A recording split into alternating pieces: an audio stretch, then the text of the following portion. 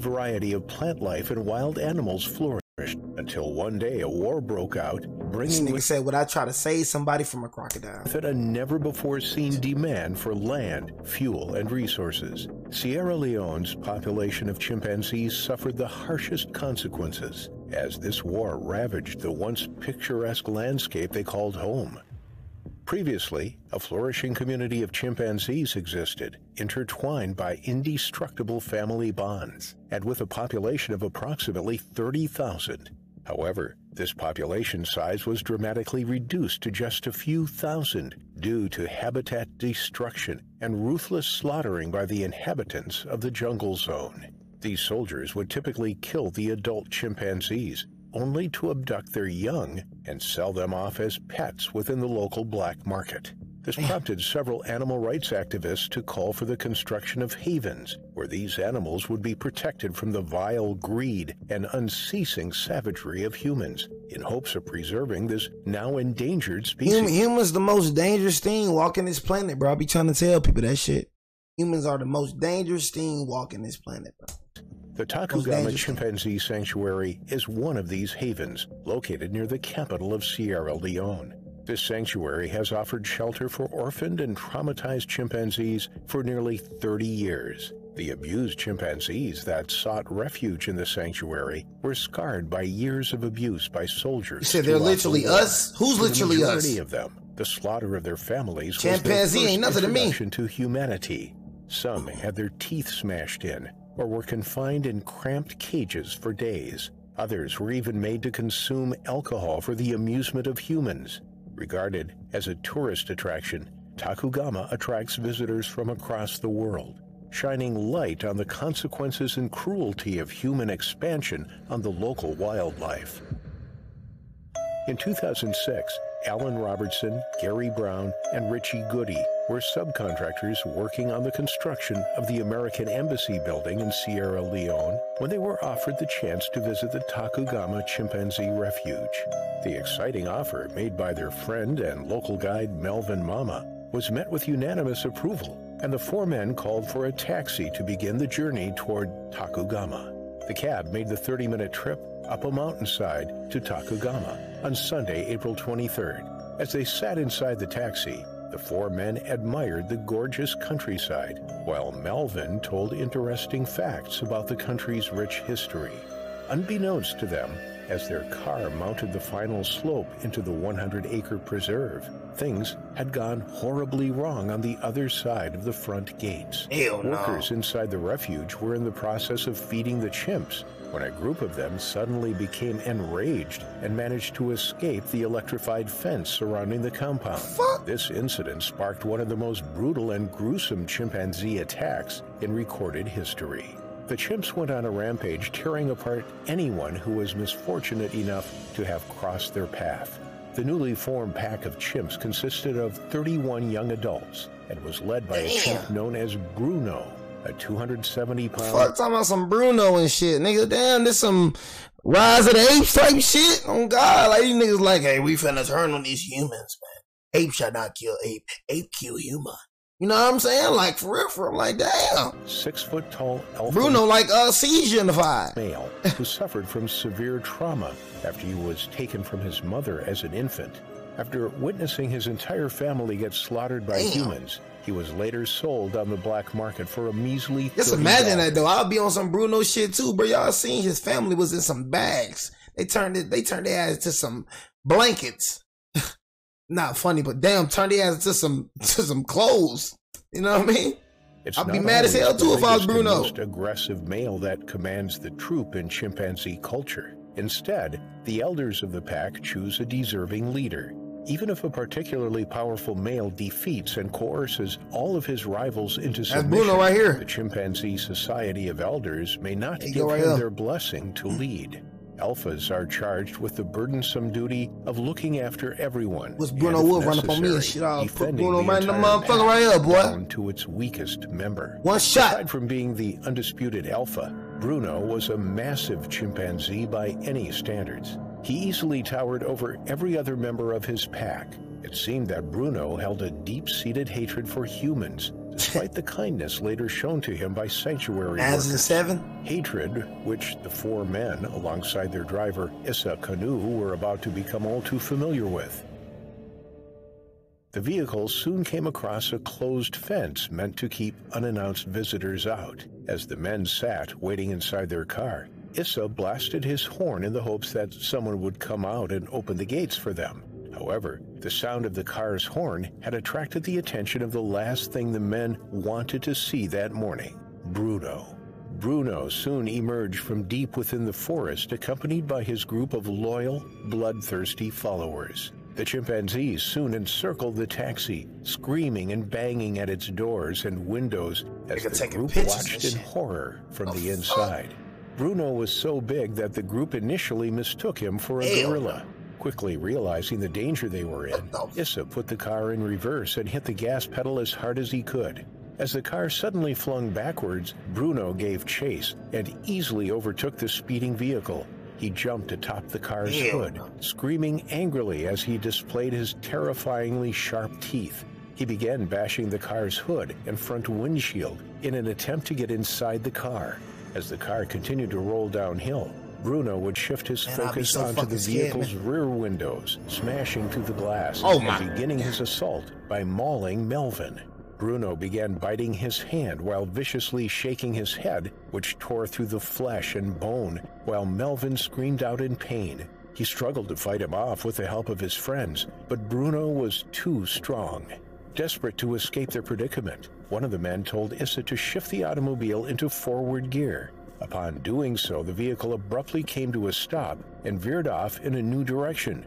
Bruno, whose sharp teeth now sank as deep as they could inside Melvin's arm, was caught off guard by the sudden change in motion and was flung back out of the same window he came in through. Alan and Gary grabbed Melvin by the legs just before he was fully dragged out by Bruno, and the 2 men began hoisting him back inside the car. After the shock of the attack wore off, the pain began to set in. To Melvin's horror and disbelief, almost half of his hand, along with 3 of his fingers, were now gone. Gary attempted to calm Melvin down while tearing off a piece of cloth from his shirt to wrap around his hand. See, what would I do if it was me? I mean, I never. You got to realize these people working with the chimps and shit like that. I'm never working with no chimpanzees. You know what I mean? Like I only mess with humans. That's it. You know what I'm saying? I'm only cool with humans. If you ain't human, I ain't trying to interact with your ass. I ain't trying to be cool with your ass. I barely like humans, nigga. You know what I'm saying? So you think I want to be cool with an ape? Cool with tigers, look after tigers and apes and all that shit? Know what I mean? Hell no. Which now resembled a drooping mass of skin. Issa was beginning to lose his grip as fear and anxiety began to take over his mind. He was a local of Sierra Leone and knew what chimps were capable of. He had witnessed with his own eyes how a horde of chimpanzees could tear apart a human within seconds. Issa threw caution to the wind and continued pushing forward, driving right through the bloodthirsty horde of chimps toward the locked gate of the sanctuary. He had every intent of ramming through the gate as the others pleaded for him to slow down. Eventually reaching top speed, the vehicle collided with the heavy metal gates. The collision was so violent that it briefly knocked everyone unconscious. Gary was awoken by the gut-wrenching sound of Melvin's screams. Gary looked around the now run-down vehicle, only to notice everyone had vanished, and he was alone in the car. Gary turned his eyes to where the screams were coming from, only to witness Bruno dragging helpless Melvin away from the car as the vicious horde began ravaging him. Adamant on saving his friend, Gary picked up a sharp wooden log after exiting the vehicle, while letting out an angry roar in hopes of attracting Bruno's attention away from Melvin. Most wild chimpanzees shy away from direct confrontation with humans, even though they are much stronger physically. A human's natural posture makes them appear taller and more intimidating to the chimpanzee. Domesticated chimpanzees, however, or at least the ones who spent a good portion of their lives living among humans like Bruno did, quickly realize the physical advantage they possess over humans, both in terms of strength and agility. Bruno, who accepted the challenge, began the charge towards Gary, pounding and flailing his arms around as he stood on his back legs to appear taller. Bruno, who was 6 feet tall, easily towered over Gary, who was only 5'9". But Gary remained calm as the beast leapt onto him. Gary raised up his weapon, struck Bruno in the neck, and knocked him down. Bruno attempted to get up, but Gary wouldn't let him. Bruno's pack froze in fear as Gary pummeled him over and over with the wooden log. There you go, Gary. Bruno, who later gave up and began showing submissive behavior towards Gary, retreated back into the forest and disappeared. Witnessing the defeat of their leader, the angry horde of chimps grew even quieter as they dissipated into the forest from where they came. After his victory, Gary turned his eyes toward Melvin while trying to pull him up onto his feet. Melvin could no longer stand on his own, as it appeared Bruno had bitten off most of his right foot. After making sure the horde was gone, Gary informed Melvin was going to find help. As he traversed the unfamiliar forest, he eventually came across Richie and Alan. He instructed them to go and find help while he tended to Melvin. But before they left, he noticed Issa was nowhere to be seen. Richie informed Gary that after Issa's failed attempt at breaching the sanctuary's metal gate, he exited the vehicle and climbed over it, while leaving the rest of them to fend for themselves.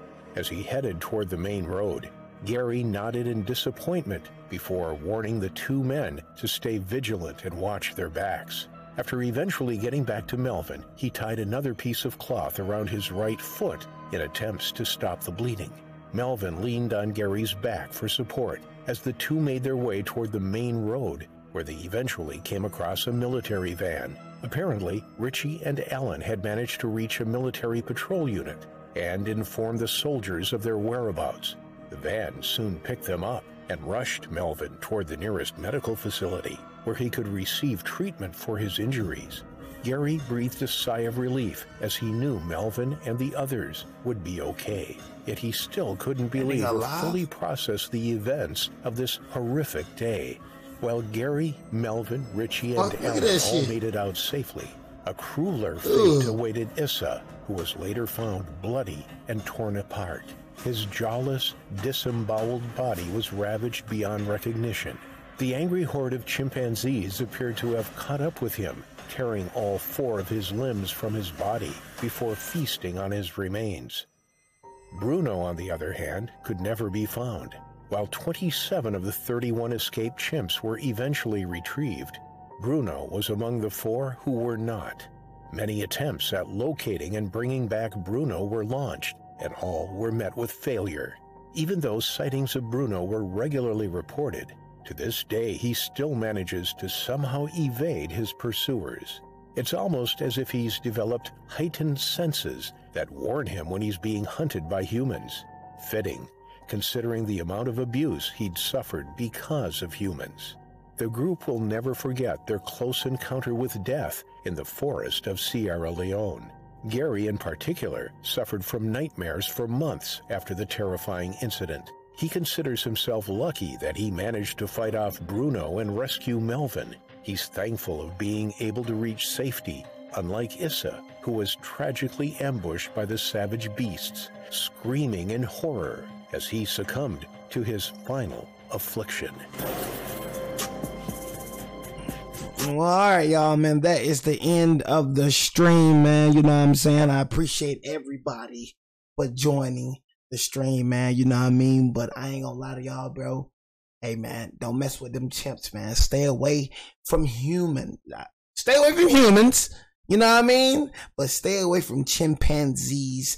The most chimpanzees, bears, anything that's not human. Don't mess with the motherfuckers, man. You know what I'm saying? But, hey, man, I appreciate everybody for joining the stream, man.